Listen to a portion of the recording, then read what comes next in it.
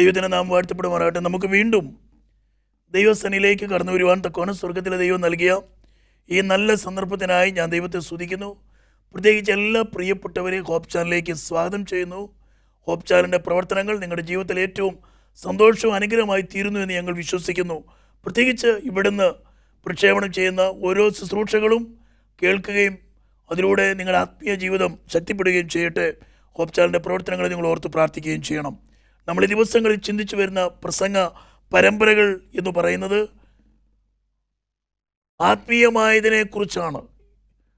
ദൈവവിഷയത്തിൽ ആത്മീയത, ദൈവവിഷയത്തിൽ സമ്പന്നത, നിറവ്, ആ വിഷയത്തെ ആസ്പദമാക്കിയാണ് നമ്മൾ സംസാരിക്കുന്നത്. ഇന്ന് പകലിൽ നമുക്ക് ദൈവകരങ്ങളിലേക്ക് നമ്മെ താഴ്ത്തി സമർപ്പിക്കാം.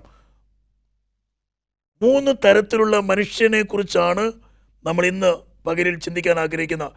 മനുഷ്യ ജീവിതത്തിലെ 3 തരത്തിലുള്ള മനുഷ്യർ. ഒരു നിമിഷം നേരം നമ്മുടെ കണ്ണിലടയ്ക്കാം, പ്രാർത്ഥിക്കാം. ഞങ്ങളുടെ നല്ല ദൈവമേ, സ്വർഗസ്ഥ പിതാവേ, നല്ല സമയത്തിനായി സ്തോത്രം. അടിയങ്ങൾക്ക് ഒരിക്കൽ കൂടി തിരുസനിലേക്ക് അടുക്കുവാൻ നൽകിയ നല്ല അവസരത്തിനായി സ്തോത്രം. സന്നിധരായിരിക്കുന്ന എല്ലാ മക്കളെ അനുഗ്രഹിക്കണം. അടിയനെ താഴ്ത്തുന്നു. അവിടുത്തെ കൃപയിൽ ഞങ്ങളെ വഴി നടത്തണം. പ്രാർത്ഥന കേട്ടതിനായി സ്തോത്രം. എല്ലാം യേശുക്രിസ്തുവിന്റെ നാമത്തിൽ അപേക്ഷിക്കുന്നു. കൃപയുടെ കേൾക്കുമാറാകണമേ. ആമേൻ. നാം ചിന്തിക്കുന്ന വിഷയം അപ്പോസ്തലനായ പൗലോസ് കൊരിന്ത്യർക്ക് എഴുതിയ ലേഖനം 2-ാം അധ്യായത്തിൻ്റെ 14-ാമത്തെ വാക്യം. എന്നാൽ പ്രാകൃത മനുഷ്യൻ ദൈവാത്മാവിൻ്റെ ഉപദേശം കൈക്കൊള്ളുന്നില്ല. പ്രാകൃത മനുഷ്യൻ ദൈവാത്മാവിൻ്റെ ഉപദേശം കൈക്കൊള്ളുന്നില്ല. ഒന്ന്, പ്രാകൃത മനുഷ്യനെ കുറിച്ചാണ് നമ്മൾ ഇന്നും പകലിൽ ചിന്തിക്കാൻ ആഗ്രഹിക്കുന്നത്. ആരാണ് ഈ പ്രാകൃത മനുഷ്യൻ? ഈ പ്രാകൃത മനുഷ്യൻ ദൈവത്തെ അറിയാത്തവരാ. അവർക്ക് ദൈവവുമായിട്ട് ബന്ധമില്ല. ഇന്നും ഈ പരിഷ്കൃത ലോകത്തിൽ വളരെ അപരിഷ്കൃതരായി ജീവിക്കുന്ന ആൾക്കാരെ കാണുവാൻ സാധിക്കുന്നുണ്ട്. കാലം ഏറ്റവും പുരോഗമിച്ച് നിൽക്കുക. നമ്മൾ ഒരു പരിഷ്കൃത ലോകത്തിലാണ് ജീവിക്കുന്നത്, ആധുനിക ലോകത്തിൽ. അപ്പോഴും വളരെ പ്രാകൃതന്മാരായി, വളരെ നീചന്മാരായി, വളരെ മൃഗീയന്മാരായി ജീവിക്കുന്ന വ്യക്തികളെ നമുക്ക് സമൂഹത്തിൽ കാണാം. നമുക്കറിയാമല്ലോ, കുറ്റകൃത്യങ്ങൾ കൂടി വരികയാണ്. മുൻകാലങ്ങളെ അപേക്ഷിച്ച് കുറ്റകൃത്യം ചെയ്യുന്നവരുടെ എണ്ണം പെരുകി വരിക. ആണെന്നോ പെണ്ണെന്നോ വ്യത്യാസമില്ല, ബാലനെന്നോ വൃദ്ധനെന്നോ വ്യത്യാസമില്ല, പ്രായഭേദമന്യേ, ആൺപെൺ വ്യത്യാസമന്യേ മനുഷ്യൻ പ്രാകൃതനായിക്കൊണ്ടിരിക്കുന്ന ഒരു കാലഘട്ടത്തിലാണ് നാം ജീവിക്കുന്നത്. സ്വന്തം അപ്പനെയോ അമ്മയോ തിരിച്ചറിയാൻ കഴിയാത്തവർ, അതുപോലെ തന്നെ സഹോദരിമാരെ തിരിച്ചറിയാൻ കഴിയാത്തവർ, കുഞ്ഞുങ്ങളെ തിരിച്ചറിയാൻ കഴിയാത്തവരൊക്കെ നമ്മൾ കാണുന്നുണ്ട്. കുറ്റകൃത്യങ്ങൾ, പ്രത്യേകിച്ച് നമ്മുടെ രാജ്യത്തിൽ കുറ്റകൃത്യം ചെയ്യുന്നവരുടെ എണ്ണം പെരുകി വരികയാണ്. നമ്മൾ പോലും പലപ്പോഴും പറയാറുണ്ട്, അവനിത്ര മൃഗമായി പോയല്ലോ, അവനിത്ര മൃഗത്തെ പോലെ പെരുമാറിയല്ലോ എന്നൊക്കെ പലപ്പോഴും നമ്മൾ പറയാറുണ്ട്. അതുപോലെ ഇത്ര പ്രാകൃതനായി പെരുമാറിയല്ലോ, ഇത്ര പ്രാകൃതനായി ജീവിച്ചല്ലോ, ഇത്ര പ്രാകൃതമായി സംസാരിച്ചല്ലോ എന്ന് പലപ്പോഴും നമ്മൾ പറയാറുണ്ട്. എന്ന് പറഞ്ഞാൽ പരിജ്ഞാനമില്ലാത്തവനായി, വിവേകമില്ലാത്തവനായി, ബുദ്ധിശൂന്യനായി, വിവരമില്ലാത്തവനായി, വളരെ കാടനായി തീരുക എന്ന് പറഞ്ഞാൽ അറിവില്ലാത്തവനായി പെരുമാറുന്ന ഒരവസ്ഥ. ബൈബിളിൽ ഒന്ന് പ്രാകൃത മനുഷ്യൻ. ദൈവം മനുഷ്യനെ നേരുള്ളവനായി സൃഷ്ടിച്ചിരിക്കുന്നത്. എല്ലാ മനുഷ്യരും ദൈവത്തിന് സൃഷ്ടിയാണ്. ആണെന്നോ പെണ്ണെന്നോ വ്യത്യാസമില്ല, ഇന്ന ഭാഷക്കാരെന്നോ വ്യത്യാസമില്ല, സകലരും ദൈവത്തിന് സൃഷ്ടിയാണ്. പക്ഷെ പലപ്പോഴും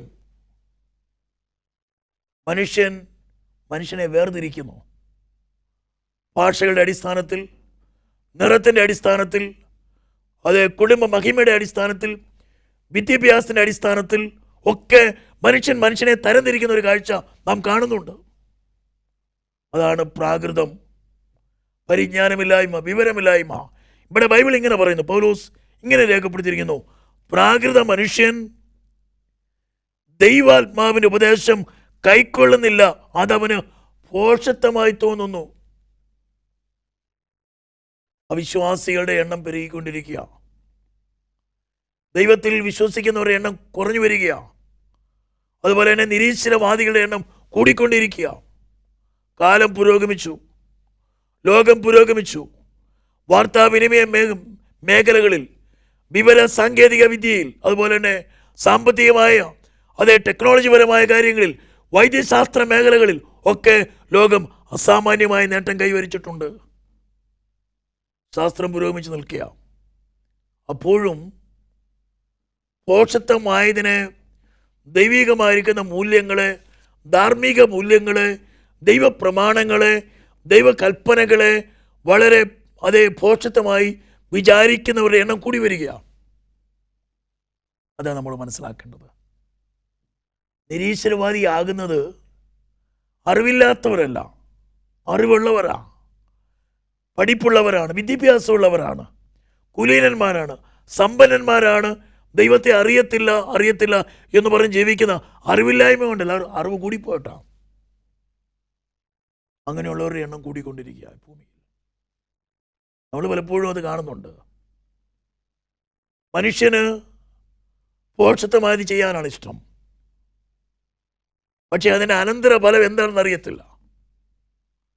ദൈവത്തിൽ വിശ്വാസമില്ലാതെ വരിക, ദൈവഭക്തന്മാരെ ബഹുമാനിക്കാതെ വരിക, ധാർമ്മിക മൂല്യങ്ങൾക്ക് മൂല്യച്യുതി സംഭവിച്ചുകൊണ്ടിരിക്കുക. തലമുറകളിൽ കാണുന്ന സ്വഭാവ വൈകല്യങ്ങൾ, മദ്യം, മയക്കുമരുന്നിന് അടിമകളായി മാതാപിതാക്കന്മാർക്ക്, അതേ നാട്ടുകാർക്ക്, വീട്ടുകാർക്ക്, നിയമപാലകന്മാർക്ക് അതേ കുട്ടികളെ നിയന്ത്രിക്കുവാൻ കഴിയാത്ത രീതിയിൽ വളർന്നു വരുന്ന ഒരു തലമുറയാണ് എൻ്റെയും നിങ്ങളുടെ മുമ്പിലുള്ളത്. ഇതാണ് പ്രാകൃത മനുഷ്യൻ. കാര്യങ്ങൾ അറിയാം, പക്ഷെ ഞങ്ങൾ ചെയ്യത്തില്ല. ഞങ്ങൾ ഇങ്ങനെയൊക്കെയേ ചെയ്യത്തുള്ളൂ, ഞങ്ങൾ ഇങ്ങനെയൊക്കെയേ ജീവിക്കത്തുള്ളൂ. പ്രാകൃത മനുഷ്യൻ. ബൈബിളിൽ പല പ്രാകൃത മനുഷ്യനെയും കുറിച്ച് പറയുന്നുണ്ട്. കയീനെ കുറിച്ച് നമുക്കറിയാം. ആദാം ഹവ്വ ദമ്പതിമാരുടെ ആദ്യത്തെ പുത്രൻ കയീൻ, തൻ്റെ സഹോദരനായിരിക്കുന്ന ഹാബേൽ, ഇവർ രണ്ടുപേരും യാഗം കഴിക്കാൻ വേണ്ടി പോകുകയാണ്. അവരെ വാസ്തവത്തിൽ ദൈവഭക്തന്മാരായുള്ള മക്കളാണ്. അവരുടെ മാതാപിതാക്കളെ ദൈവമാണ് സൃഷ്ടിച്ചത്, മനുഷ്യനെ ജനിച്ചവരല്ല. മാതാവിനെയും പിതാവിനെയും ദൈവമാണ് സൃഷ്ടിച്ചത്. അവരുടെ മക്കളാണ് കയീനും ഹാബേലും. അവർ യാഗം കഴിക്കാൻ വേണ്ടി പോവുകയാണ്. ആരാധനയെക്കുറിച്ചറിയാം, ദൈവത്തെക്കുറിച്ചറിയാം, ആരെ ആരാധിക്കണം, എങ്ങനെ ആരാധിക്കണം, എപ്പോഴാരാധിക്കണം, എവിടെ ആരാധിക്കണം എന്ന് വളരെ വ്യക്തമായിട്ട് അറിയാം. യാഗമെന്ന് പറഞ്ഞാൽ എന്താണ്, ആ യാഗത്തിൻ്റെ പ്രത്യേകത എപ്രകാരമായിരിക്കണം, എങ്ങനെയുള്ള യാഗമാണ് കഴിക്കേണ്ടത്, ഇത് എന്തിനെയാണ് വിരൽ ചൂണ്ടുന്നത്, ഇതെന്തിനെയാണ് സദൃശീകരിക്കുന്നത് എന്ന് വ്യക്തമായിട്ട് അവർക്കറിയാം. പക്ഷെങ്കിൽ അവരത് ചെയ്തില്ല. കയീൻ ചെയ്തില്ല, ഹാബേൽ ചെയ്തു. കയീൻ തൻ്റെ യാഗത്തിൽ ദൈവം പ്രസാദിക്കുന്നില്ല എന്ന് കണ്ട് തൻ്റെ മുഖം വാടി ദൈവത്തോട് പിറുപിറുക്കുകയാണ്. അവൻ്റെ യാഗത്തിൽ ദൈവം പ്രസാദിച്ചില്ല.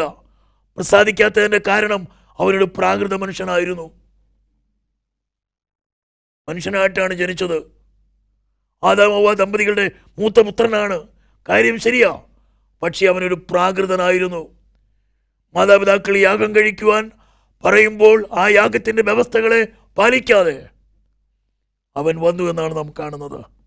ദൈവം കയീനെ, അവിടെ എഴുതിയിരിക്കുന്നത് ഇങ്ങനെയാണ് തിരുവചനത്തിൽ, യഹോവ കയീനിലും അവൻ്റെ യാഗത്തിലും പ്രസാദിച്ചില്ല. അവൻ്റെ യാഗത്തിൽ പ്രസാദിക്കാത്തതിൻ്റെ കാരണം അവനിൽ ദൈവത്തിന് പ്രസാദമില്ലായിരുന്നു. അവൻ പ്രാകൃത മനുഷ്യനായിരുന്നു. അവൻ പിശാചിൻ്റെ സന്തതിയായിരുന്നു. അവൻ ദൈവത്തിന് വിരുദ്ധമായി പ്രവർത്തിക്കുന്നവനായിരുന്നു. അങ്ങനെയുള്ളവൻ്റെ യാഗത്തെ ദൈവം സ്വീകരിച്ചില്ല, അതിനെ തള്ളിക്കളയുകയാണ് ചെയ്തത്. അവൻ്റെ മുഖം വാടി. അവൻ ദൈവത്തോട് എൻ്റെ കാരണം അന്വേഷിച്ചില്ല. ദൈവമേ, എൻ്റെ യാഗത്തിൽ പ്രസാദിച്ചില്ലല്ലോ, എന്താണ് അതിൻ്റെ കാരണം, ഞാൻ എവിടെയാണ് തിരുത്തേണ്ടത്, ഞാൻ എങ്ങനെയാണ് ജീവിക്കേണ്ടത്, എന്നോട് പറയൂ ദൈവമേ. അങ്ങനെ അവൻ പറഞ്ഞില്ല. നേരെ മറിച്ച് അവൻ്റെ സഹോദരൻ്റെ യാഗത്തിൽ ദൈവം പ്രസാദിച്ചു എന്നറിഞ്ഞപ്പോൾ സഹോദരനെ വിളിച്ചു കൊണ്ടുപോയി അവനെ ക്രൂരമായി കൊല ചെയ്യുന്ന ഒരു പ്രാകൃത മനുഷ്യനായിട്ടാണ് നാം കയീനെ കാണുന്നത്. പ്രിയ ദൈവമക്കളെ, സത്യമറിയാം, സത്യത്തിനനുസരിച്ച് നീ ജീവിക്കുന്നില്ല. കാര്യങ്ങളറിയാം, കാര്യങ്ങളെ ഗ്രഹിക്കുന്നില്ല. കണ്ണുണ്ടായിട്ട് കാണാതെയും ചെവിയുണ്ടായിട്ട് കേൾക്കാതെയും അതേ ജീവിക്കുന്ന ഒരു അനുഭവത്തിൽ ആണോ നിങ്ങൾ ജീവിക്കുന്നതെങ്കിൽ ഈ രാവിലെ സമയം നിങ്ങൾ മനസ്സിലാക്കുക, നിങ്ങളൊരു പ്രാകൃത മനുഷ്യനായി മാറിക്കൊണ്ടിരിക്കുകയാണ്. ദൈവ മനുഷ്യനെ തൻ്റെ സ്വന്തം സ്വരൂപത്തിലാണ് ദൈവത്തിൻ്റെ ഛായയിലാണ് ദൈവം മനുഷ്യനെ സൃഷ്ടിച്ചത്. പക്ഷേ ആ മനുഷ്യനൊരു പ്രാകൃതനായി മാറി. ഒരിക്കൽ പോലും ദൈവം ചിന്തിക്കാത്ത തരത്തിലുള്ള പ്രവൃത്തികളിലേക്ക് ആ മനുഷ്യൻ മാറി. ആദ്യത്തെ കുലപാതകം ഭൂമിയിൽ സംഭവിക്കുകയാണ്. സഹോദരനെ കൊന്നു, കുഴിച്ചുമൂടി. ദൈവം ചോദിക്കുകയാണ് കയീനോട്, കയീനെ, where is your brother, where is your younger brother? Cain ദൈവത്തോട് പറയാണ്, ഞാൻ എൻ്റെ സഹോദരൻ്റെ കാവൽക്കാരനാണോ? ആണോ? എത്ര പ്രാകൃതമായ സംസാരം! സ്വന്തം അനുജനെ നോക്കേണ്ട ഉത്തരവാദിത്വം ജ്യേഷ്ഠനാണ്. ആരാധനയ്ക്ക് വേണ്ടി അവനെ കയ്യിൽ പിടിച്ച് കൊണ്ടുവന്ന ഈ ജ്യേഷ്ഠനാണ്. അവൻ ചോദിക്കുകയാണ്, ഞാനാണോ എൻ്റെ അനുജൻ്റെ കാവൽക്കാരൻ? പ്രിയ ദൈവമക്കളെ, പലപ്പോഴും നാം നമ്മുടെ സഹോദരങ്ങളുടെ മുമ്പിൽ, പ്രിയപ്പെട്ടവരുടെ മുമ്പിൽ പ്രാകൃതന്മാരെ പോലെയാണോ പെരുമാറുന്നത്? കുടുംബത്തിൽ, മക്കളുടെ മുമ്പിൽ, ഭാര്യയുടെ മുമ്പിൽ പ്രാകൃതന്മാരെ പോലെയാണോ സംസാരിക്കുന്നത്? സമനില തെറ്റിയവരെ പോലെ, അതേ കേൾക്കുവാൻ, അതേ അംഗീകരിക്കുവാൻ മനസ്സില്ലാത്തവരെ പോലെ പെരുമാറുന്ന ഒരു വ്യക്തിയാണോ നിങ്ങളെന്ന് ഈ രാവിലെ സമയം ശാന്തമായി പരിശോധിക്കണം. ആ ഒരു അവസ്ഥയാണോ എൻ്റെയും നിങ്ങളുടെയും ജീവിതത്തിൽ ദൈവം കാണുന്നത്? ദൈവം നമ്മെ നോക്കുമ്പോൾ, ദൈവം നമ്മെ ദർശിക്കുമ്പോൾ, പ്രാകൃതനായി ദൈവത്തിൽ നിന്ന് അകന്ന് ദൈവിക മൂല്യങ്ങളെ വിലകൽപ്പിക്കാതെ, ദൈവാരാധനയോട് നീതി പുലർത്താതെ, പ്രാർത്ഥനയിൽ ദൈവത്തിൽ ആശ്രയിക്കാതെ മാറിപ്പോകുന്ന ഒരു പ്രാകൃത മനുഷ്യനാണോ നാം എന്ന് ചിന്തിക്കണം. ഇവിടെ പൗലോസ് പറയുന്നു, പ്രാകൃത മനുഷ്യൻ ദൈവാത്മാവിൻ്റെ ഉപദേശം കൈക്കൊള്ളുന്നില്ല. നമുക്കറിയാം പരിശുദ്ധാത്മാവിനെ എന്തിനാ ഭൂമിയിലേക്ക് ദൈവം നൽകിയിരിക്കുന്നത്. കർത്താവ് ഇങ്ങനെയാണ് പറഞ്ഞത്, ഞാൻ പോയ ശേഷം മറ്റൊരു കാര്യസ്ഥനെ അയക്കും. അവൻ വന്ന് പാപത്തെക്കുറിച്ചും നീതിയെക്കുറിച്ചും ന്യായവിധിയെക്കുറിച്ചും നിങ്ങൾക്ക് ബോധം വരുത്തും. ഈ ബോധം വരുത്തുന്ന പരിശുദ്ധാത്മാവാണ്. ഈ പരിശുദ്ധാത്മാവിനെ അവഗണിക്കുന്ന അവസ്ഥ, ഈ പരിശുദ്ധാത്മാവിനെ തള്ളിക്കളയുന്ന അവസ്ഥ, ഈ പരിശുദ്ധാത്മാവിൻ്റെ ഉപദേശത്തിന് അതേ നിൽക്കാത്ത അവസ്ഥ, അതിന് വിധേയപ്പെടാത്ത അവസ്ഥ, അതാണ് ഒരു പ്രാകൃത മനുഷ്യൻ്റെ സ്വഭാവം.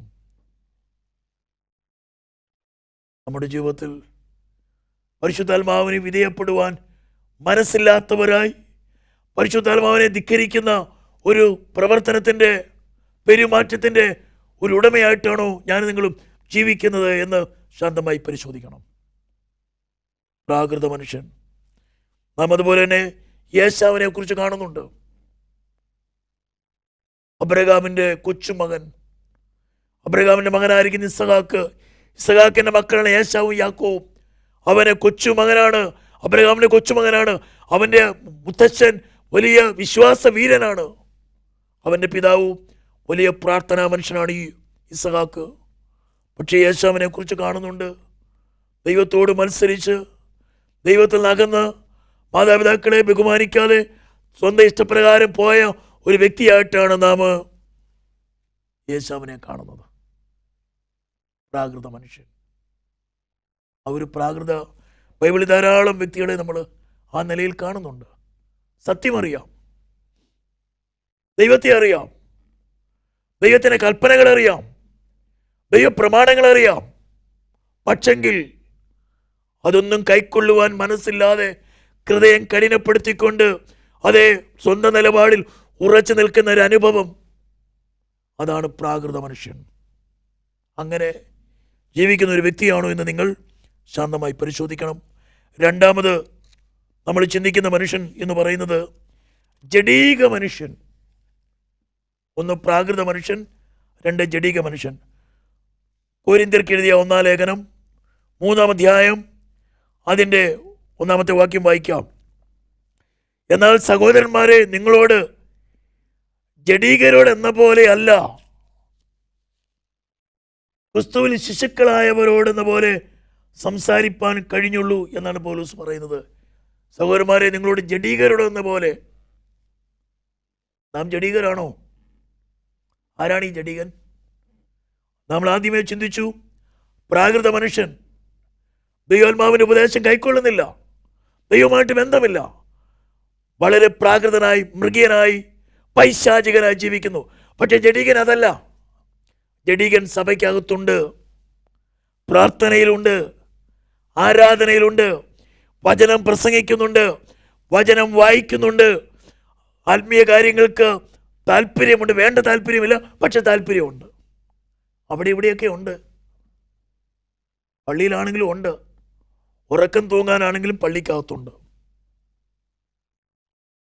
ബൈബിൾ വായിക്കുന്നുണ്ട്, ശരിയായിട്ട് വായിക്കുന്നില്ലെങ്കിലും ബൈബിൾ കുറച്ചെങ്കിലും വായിക്കുന്നുണ്ട്.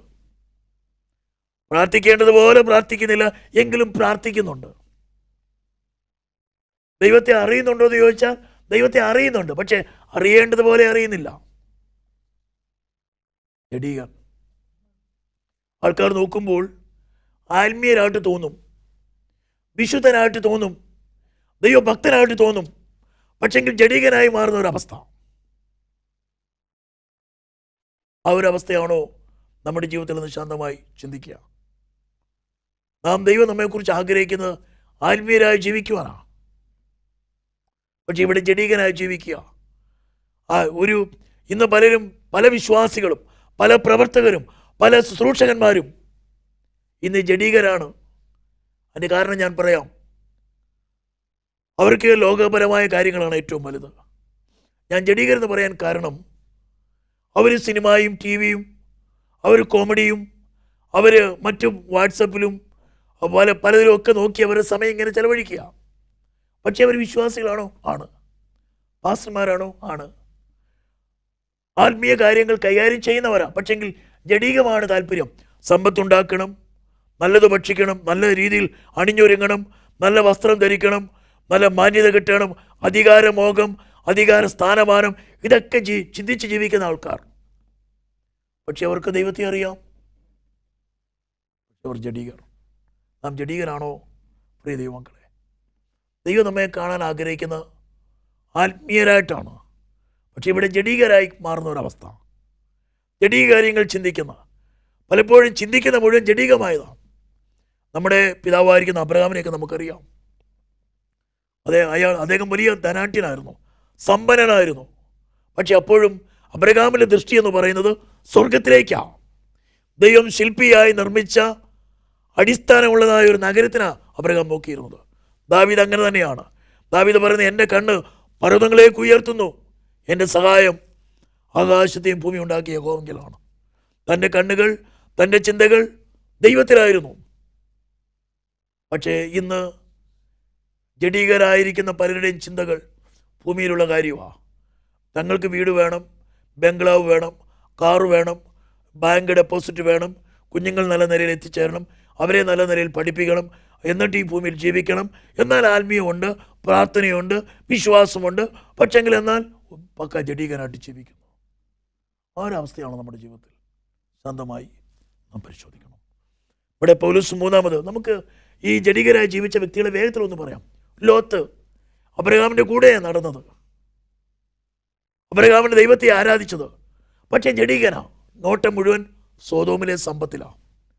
അനന്യ സഫീറ, അപ്പസ്തോലന്മാരുടെ കാൽക്കൽ എല്ലാവരും വസ്തുവകൾ കൊണ്ടുവന്ന് വെക്കുക. അവരും വെച്ചു, പക്ഷെ അവർ കുറച്ചെടുത്ത് മാറ്റി വെച്ചു. കാരണം ജഡീകതയാണത്. ആത്മീയരാണെന്ന് കാണിക്കുക, പക്ഷേ ആത്മീയരല്ല, ജഡീകര. ഇതാണ് ലോത്ത് കാണിച്ചത്. യൂദ യേശുവിൻ്റെ കൂടെ നടക്കുക. ഞാൻ യേശുവിൻ്റെ ശിഷ്യനാണ്, എനിക്ക് യേശുവിനെ അറിയാം, ഞാൻ യേശുവിനെ കണ്ടിട്ടുണ്ട്. പക്ഷേ ചിന്തകൾ മുഴുവൻ ദ്രവ്യാഗ്രഹം, ജഡീകത. നമ്മൾ ആ ജഡീകരാണോ? രാവിലെ സമയം പ്രാകൃതരാണോ അതോ ജഡീകരാണോ ചിന്തിക്കണം. ഇവിടെ പൗലോസ് മൂന്നാമതോ ഒരു വ്യക്തിയെക്കുറിച്ച് പറഞ്ഞത് ഇങ്ങനെയാണ്. ആ വ്യക്തിയെക്കുറിച്ച് എഴുതിയിരിക്കുന്നത് ആത്മീയൻ എന്നാണ് എഴുതിയിരിക്കുന്നത്. വേണേ ആ ഭാഗം ഒന്ന് വായിക്കാം. സഹോദരന്മാരെ, ആത്മീയരോടെന്ന പോലെ. ആത്മീയനെ കുറിച്ച് പറയുന്നത് ഇങ്ങനെയാണ്: ആത്മീയൻ സകലത്തെ വിവേചിക്കുന്നു, അവൻ ആരാലും വിവേചിക്കപ്പെടുന്നില്ല. ആത്മീയൻ സകലത്തെയും വിവേചിക്കുന്നു, അവൻ ആരാലും വിവേചിക്കുന്നില്ല. ദൈവം നമ്മെക്കുറിച്ച് ആഗ്രഹിക്കുന്ന ആത്മീയമായത് സംസാരിക്കാൻ, ആത്മീയമായത് പ്രവർത്തിക്കുവാൻ, ആത്മീയമായത് ചെയ്യുവാൻ. ഇതിനാണ് ദൈവം നമ്മെ വിളിച്ചിരിക്കുന്നത്. ഒരാത്മീയനെ പോലെ സംസാരിക്കണം, ഒരാത്മീയനെ പോലെ ജീവിക്കണം, ഒരാത്മീയനെ പോലെ പെരുമാറണം. ദൈവത്തിൻ്റെ മക്കളാണ് നാം. ഒരു പ്രാകൃതനെ പോലെയോ ഒരു ജഡികനെ പോലെയോ ഒരു ലൗകികനെ പോലെയോ ജീവിക്കുവാനല്ല ദൈവം നമ്മെ വിളിച്ചിരിക്കുന്നത്. ആത്മീയരായി, ശാന്തമായി, നമുക്കൊന്ന് ചിന്തിക്കാം. നമ്മൾ ആത്മീയരാണോ? കർത്താവിനെ പ്രസാദിപ്പിക്കുക, കർത്താവിനെ ഉയർത്തുക. കർത്താവ് 3.5 വർഷക്കാലം ഈ ഭൂമിയിലായിരുന്നു. അരുതാത്തൊന്നും യേശുവിൻ്റെ വായിൽ നിന്ന് വന്നിട്ടില്ല, യേശുവിൻ്റെ നോട്ടത്തിൽ നിന്ന് വന്നിട്ടില്ല, യേശുവിൻ്റെ പ്രവൃത്തിയിൽ നിന്ന് വന്നിട്ടില്ല. യേശു പിതാവുമായിട്ടുള്ള വലിയ ആ കണക്ഷനായിരുന്നു. ആ കണക്ഷൻ കർത്താവ് അവസാനം വരെ നിലനിർത്തി. നല്ല ആത്മീയനായി തന്നെ കർത്താവ് ജീവിച്ചു. നമ്മുടെ പിതാക്കന്മാർ, പൗലോസ് അപ്പോസ്തലൻ പറയുന്നു, എനിക്കെല്ലാം യേശു ക്രിസ്തുവാണ്, ക്രിസ്തു യേശുവിനെ അല്ലാതെ മറ്റൊന്നും അറിയാത്തവനായി. പൗലോസ് പറയുന്നത് ഇങ്ങനെയാണ്, ക്രൂശിക്കപ്പെട്ട ക്രിസ്തു അല്ലാതെ മറ്റൊന്നും അറിയാൻ എനിക്ക് ആഗ്രഹമില്ല.